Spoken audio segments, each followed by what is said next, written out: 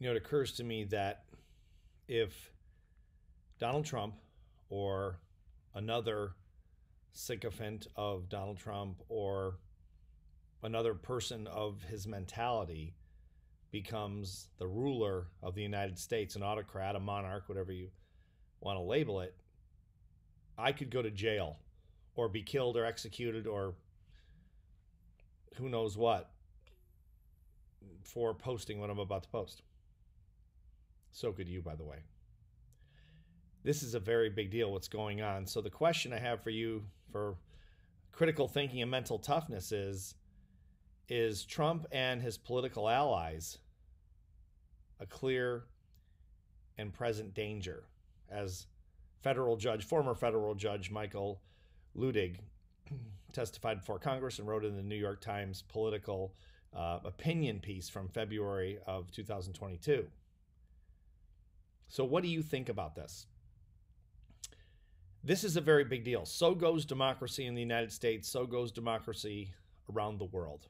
We are not the most perfect country in the world, but we are certainly the greatest democracy in the history of mankind. If we fail, democracies will go down like dominoes. Democracy will be gone. We are on the fringe of losing what we have. This, by the way, this blog, and my question to you is not political. There would really be no point in having a political discussion, except on critical thinking, really. We could tie it into that for sure, but like we did with Roe v. Wade. But this is not a political commentary, or I'm not asking you a political question. This goes far beyond politics. Matter of fact, I agreed with probably 90% of Donald Trump's policies. I'm a conservative, fiscal conservative especially. I like his policies. I don't like a lot of things that Biden has done from a fiscal standpoint. This is far beyond that. This is a group of people that tried to interfere with the peaceful transfer of power, which is the seat of democracy. This is a very big deal. I wish it was not. I don't even really want to go here. But since I'm going to ask you your opinion on this, and since I've known Donald Trump personally and professionally for over 25 years, and most people don't, I think probably watching this blog, most people in general don't.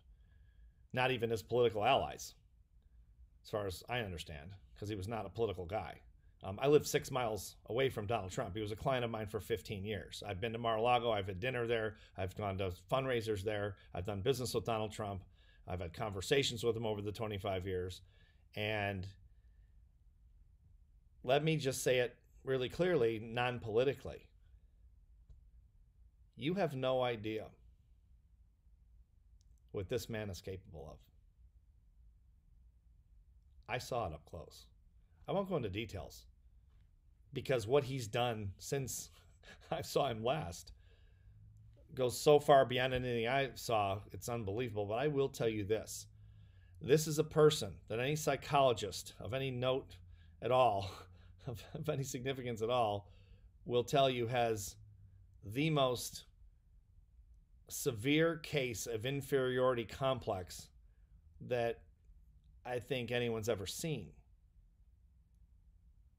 He's capable of anything. And when I say anything, I mean anything. People have died because of his decisions, some of his decisions. Okay? He doesn't care. This is not political. I'm telling you, I know this man.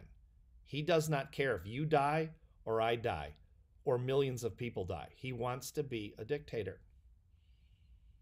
He wants to overthrow democracy. And unfortunately, he's convinced a hell of a lot of people that, that to follow him. It's almost unbelievable to me. But as someone who knows him, let me just say it again. You have no idea what you're into here. I don't think the congressmen that follow him do. They have no idea what this guy's like behind closed doors. I do. Other people in his direct circle do. This man is dangerous. I would be very careful. I'd love to hear your opinion about this. That's the point of this. I would be very, very careful aligning yourself in any way, shape, or form with this man or the people in Congress that support him. This does not end well.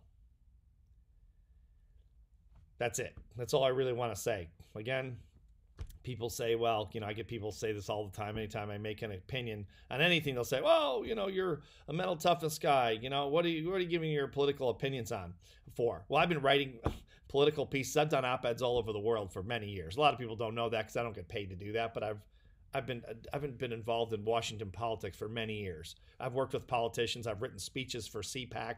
I've written lots of stuff, but I don't really get paid to do, but I've done it just out of being a citizen of this country, which I love and don't want to lose. So if you're going to come on here and just say, well, we don't think your opinion is valid because you're a mental toughness coach and you work with corporations and that type of thing, I'm also an American and I don't want to live under a monarch, whether it's Donald Trump or anyone else. This is not really personal about Donald Trump. It's really about living under a monarch. I just know what this particular man is capable of. And you wouldn't believe it if you knew. This keeps me up at night, and it should keep you up at night. If you knew what I knew about him, it would keep you up at night. It's not good. And I think anyone who aligns themselves with him is going to regret it for the rest of their lives. My opinion, just based on my experience, my evidence, my data for 25 years. Now I want to know your opinion, okay? And again, let's have a robust discussion about this. I know this is very sensitive. I get it. And I really want your engagement because I really want to hear what you think. But, I'd like I'm giving you my personal experience with him. And that's kind of my evidence, just 25 years of experience with him personally, one-on-one. Okay. I've also seen him do things in business that, I've never seen anyone else do. Just not good things.